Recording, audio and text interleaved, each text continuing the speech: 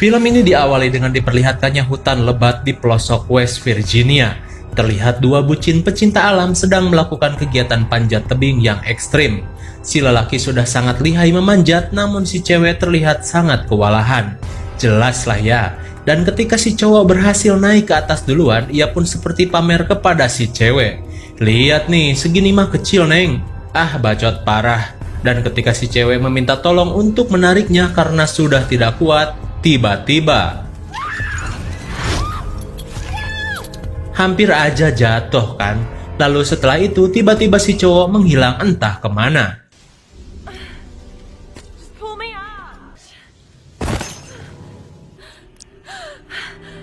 Si cowok seperti dibunuh seseorang dengan darah yang ngacret ke muka ceweknya. Lalu si cowok pun ditarik dan dilempar dari atas tebing. Jelas si cewek panik, lalu ia pun ditarik dengan paksa ke atas tebing. Dirasa nyawanya dalam bahaya, ia pun segera memotong tali tersebut, dan karena panik, ia pun tiba-tiba menjadi lihai nemplok di tebing tanpa pengaman. Namun, ia pun akhirnya terjatuh, namun untung saja tidak mati. Ia pun melihat pacarnya sudah tidak bernyawa dan tiba-tiba terdengar suara ketawa aneh dari atas tebing. Ia pun segera berlari menjauhi TKP dengan rasa takut yang luar biasa. Hingga ada jebakan yang merengkas kakinya sampai terjatuh. Dan tak lama ia pun modar sebelum sempat menjangkau mobilnya. Dan film Wong Chun pun dimulai dengan diperlihatkannya laporan-laporan kasus orang hilang di daerah tersebut yang menyatakan bahwa memang tempat itu benar-benar sangat berbahaya. Kemudian scene beralih kepada seorang pria yang sedang berkendara melintasi hutan di West Virginia. Terlihat ia sangat terburu-buru karena harus menghadiri interview pekerjaan. Namun sialnya ia malah kejebak macet di jalan tol. Karena penasaran, ia pun keluar dari mobilnya dan bertanya kepada sopir truk di depannya. Sopir itu menjawab di depan terjadi kecelakaan, sebuah mobil tanker bahan bakar kimia tergelincir dan cairannya tumpah di jalanan sampai ke hutan. Dan akan memakan waktu lama. Ia pun bertanya kenapa bisa jatuh. Ya meneke tehe, jawab si sopir. Ia pun kembali ke mobilnya dan berputar arah. Oh ya, nama pemuda Gans ini adalah Chris. Singkat waktu, ia pun mencari jalan alternatif untuk menuju ke selatan. Hingga sampailah ia di sebuah pom bensin milik Pak Asep Katel. Ia pun bertanya jalan, namun si Asep Katel tidak tahu apa-apa. Ia hanya melongo saja. Chris pun berinisiatif mengecek peta tua di sana. Dan melihat ada sebuah jalan melingkar yang membelah hutan untuk menuju ke selatan. Namun sepertinya jalur itu jarang sekali digunakan orang-orang. Ia pun berpamitan dengan Pak Asep Katel dan ia pun berbicara, hati-hati Jang jika melintasi jalanan itu, seolah ia mengetahui sesuatu yang berada di tempat itu. Chris pun pergi dengan kecepatan tinggi, hingga sampailah ia di jalan bercabang yang tadi ia lihat di peta. Ia pun sedikit ragu, namun mau bagaimana lagi, ia pun mengambil jalur kiri dan kembali tancap gas. Di perjalanan, ia pun melihat beberapa hewan yang mati seperti diburu seseorang. Ia pun merasa heran hingga ketika ia membenarkan kaset CD yang macet, ia pun menabrak mobil yang parkir di pinggir jalan kecil itu. Sontak si pemilik mobil itu berhamburan keluar dan bertanya, "Apa kau tidak apa-apa? Lu mabok ya Jang?" Chris pun meminta maaf dan berjanji akan mengganti rugi. Lagian, kenapa mobil kalian berada di sini? Mereka pun menjawab mobilnya mengalami pecah ban karena melindas rantai berduri di tengah jalan. Awalnya mereka mengira itu semua hanya kebetulan. Namun seorang wanita seksoi bernama Jessie menegaskan rantai ini diikat di pohon melintasi jalan seakan sengaja menjebak mobil-mobil yang melintas. Hingga mereka berempat termasuk Chris memutuskan untuk pergi mencari pertolongan di sekitaran jalan ini. Dan sepasang bucin menunggu di mobil. Mantap. Namun jangan dikira kenikmatan akan berlangsung selamanya. Mereka berdua pun sedang santuy ngudut gele di atas mobil tanpa tahu ada seseorang yang sedang memperhatikan mereka dari dalam hutan. Dan karena keasikan ngegele, mereka pun sampai ngefly. Lalu si cewek bondon ini pun mengajak cowoknya untuk menyerahkan mic-nya guna ia bisa gunakan untuk karaokean. Dan di sisi lain, 4 orang yang sedang mencari bantuan pun keheranan ketika melihat ada campfire di pinggiran hutan. Mereka pun berteriak-teriak mencari bantuan, namun nihil. Kembali kepada duo bucin. Setelah asik karaokean sampai kesetrum mic, ia pun kokorotak di mobil si Chris guna mencari udun. Dan ia hanya menemukan sebatang udun. "Ah, ganteng doang, udun cuman sebatang," ujar si Bondon. "Tapi ada yang bilang kok nggak udun malah lebih ganteng. Ah, hanya kuma eneng lah." Dan tiba-tiba si AA menghilang entah kemana. Setelah mendengar suara aneh di ruyuk, Neneng Bondon pun mencari kemana AA sayang. Ia pun menyusulnya ke ruyuk dan tiba-tiba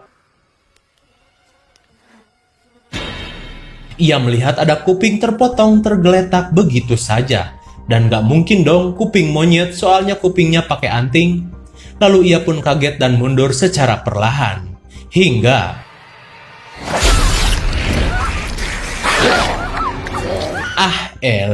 si Bondon pun tewas disergap psikopat menggunakan kawat berduri. 2 orang sudah modar, tersisa 4 orang lagi. Chris dan Jesse pun akhirnya hanya menemukan jalan buntu di ujung jalan. Mereka pun kebingungan harus bagaimana. Lantas mau bagaimana lagi, mereka pun kembali berjalan. Dan setelah beberapa jam mereka mencari, akhirnya mereka menemukan sebuah gubuk tua di tengah hutan yang dihiasi banyak sekali mobil rongsok di sana. Ah, udah pasti ini mah rumah psikopat. Jesse pun sudah mulai curiga dan gak enak hati. Namun karena dalam kondisi emergensi, mereka pun memberanikan diri untuk masuk. Dan di dalam alangkah sangat pabalatak alias berantakan. Ya kalau bersih bukan rumah psikopat namanya. Mereka pun mencari-cari apakah ada telepon atau apalah buat meminta bantuan. Namun nihil. Yang mereka temukan hanyalah barang-barang rongsok yang entah dari mana asalnya. Kemudian si cewek bernama Carly tiba-tiba pengen ngompol. Ia pun masuk ke WC yang baunya nggak ketulungan dengan WC mampet yang begitu geleh sekali. Ia pun melihat gigi-gigi aneh di dalam toples. Sementara itu, Chris membuka kulkas dan alangkah kagetnya ia melihat banyak sekali daging-daging aneh seperti daging manusia di dalam kulkas. Dan Jesse ia menemukan ada kawat besi di rumah itu. Seketika mereka panik dan yakin kalau rumah ini adalah rumah psikopat. Dan sialnya, di saat yang bersamaan mobil psikopat datang dengan menderek mobil-mobil mereka. Sontak mereka panik dan mencoba berlari ke pintu belakang. Namun seperti biasa, tidak semudah itu. Dan akhirnya, para psikopat itu pun memasuki rumah.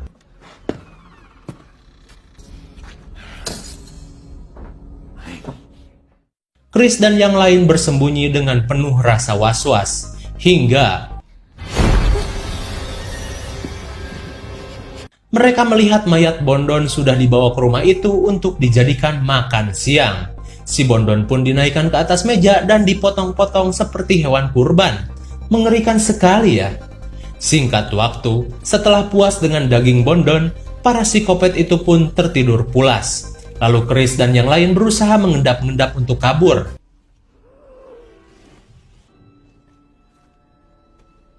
Namun ketika mereka membuka pintu, si engsel besotnya berisik. Chris pun menahannya menggunakan tangan sampai berdarah. Namun tiba-tiba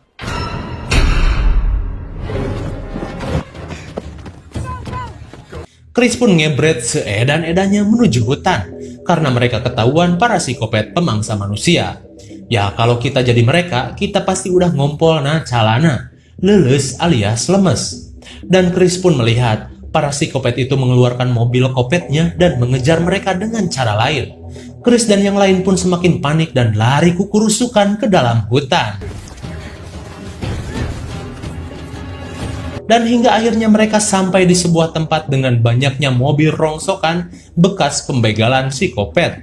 Suasana semakin mencekam hingga tiba-tiba datanglah rombongan kopet yang datang tiba-tiba mengetahui mereka ada di sana. Sakti sekali ya bun.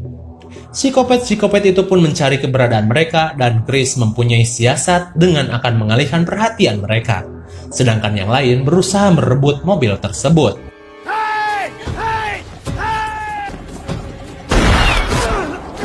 Namun mereka menyepelekan Bullseye psikopat. One shot ambruk, Chris tertembak di kakinya. Dirasa Chris dalam bahaya, si cowok galing pun berusaha mengalihkan perhatian.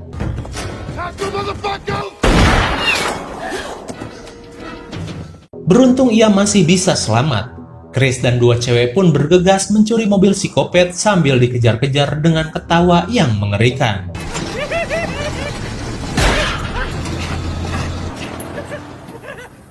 Si Galing yang lari dengan sangat edan sekali melintasi hutan, dan 3 orang yang lain ngebut mencari keberadaan si Galing.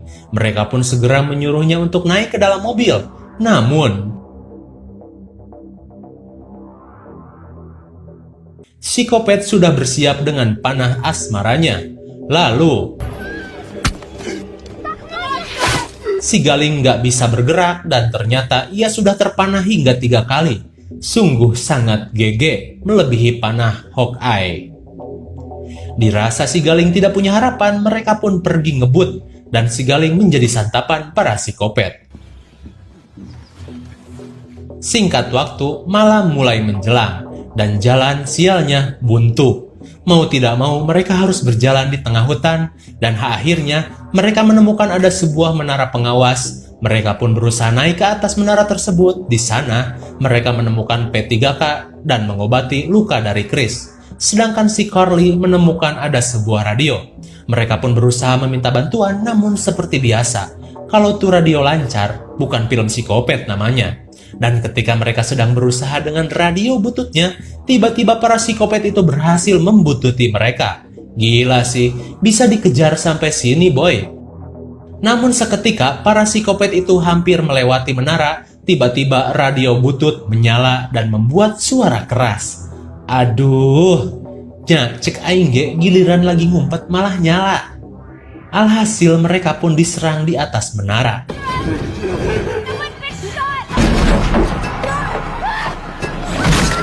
Dirasa tidak ada jalan masuk, psikopat pun membakar menara tersebut. Chris dan yang lain panik hingga mereka memutuskan untuk melompat dan namplok di pohon daripada mati kebakar atau jadi makanan psikopat. Dan mereka pun melompat satu persatu.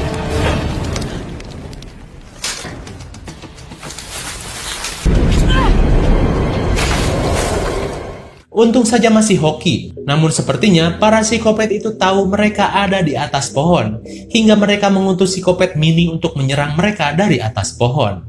Sedangkan psikopat yang gede-gede memanah mereka. Dan benar saja, ketika si Carly akan melangkah,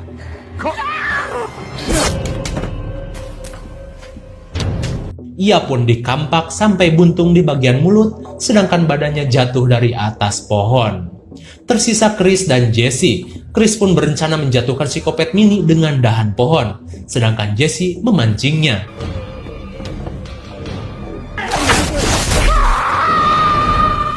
Mamam tah, psikopat pun terjatuh dari ketinggian yang ekstrim. Namun apa ia mati? Jelas, enggak lah, karena psikopat kuat anjir. Ia masih sehat walafiat. Dan akhirnya mereka berhasil lolos. Meski terus dikejar-kejar psikopat tersebut, mereka pun bersembunyi di balik air terjun sampai pagi menjelang. Chris dan Jesse pun kembali melanjutkan pelarian, hingga akhirnya mereka menemukan jalan besar dan ketika mereka akan turun.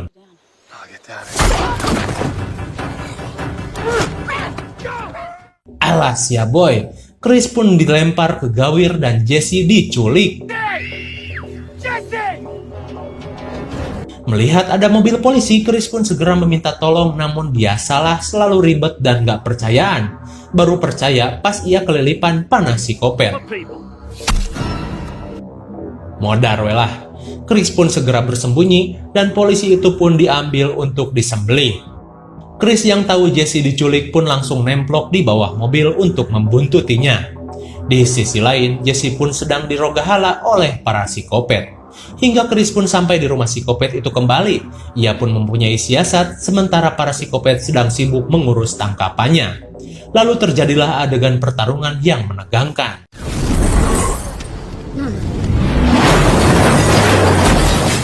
Chris menabrak mobil itu menggunakan mobil polisi dan bertarung dengan gerombolan psikopat. Ia pun berhasil melumpuhkan si bongsor dengan kunci mobil dan membebaskan Jesse. Namun,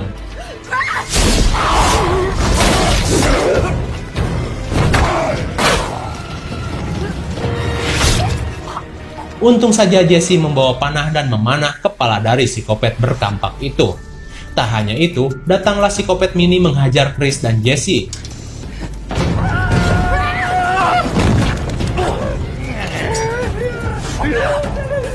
Dan akhirnya si mini pun dikampak Jesse sampai modar. Hah? Modar? Masa sih? Chris pun mengambil senapan yang cuma sisa 1 peluru saja, dan benar saja, para psikopat yang berhasil dilumpuhkan mendadak kembali bangkit. Ah, gak aneh sih, karena memang psikopat mah kuat. Jelas. Dan Chris pun mempunyai ide dengan akan meledakkan mobil berkompan tersebut. Dan meledaklah rumah psikopat dengan sangat dahsyat. Singkat waktu, Chris dan Jesse pun pergi menggunakan mobil derek psikopat. Ia pun kembali ke pom mini Pak Asep Katel. Namun Pak Asep Katel merasa sangat kaget melihat Chris dan Jesse selamat dari serangan makhluk penghuni West Virginia. Ia pun seakan tidak percaya. Ia pun berkata, "GG sekali kau di sana." Chris pun mengambil peta di sana dan pergi bersama Jesse. Dan film pun belum berakhir. Di malam hari, Pak Polisi India yang dengan sangat bodoh datang di saat semua sudah teratasi. Bahkan dengan api yang sudah padam menandakan dia sangat-sangat telat kacida. Ia pun memeriksa TKP dan psikopat mah terusin sama kalian ah. Dan film pun berakhir.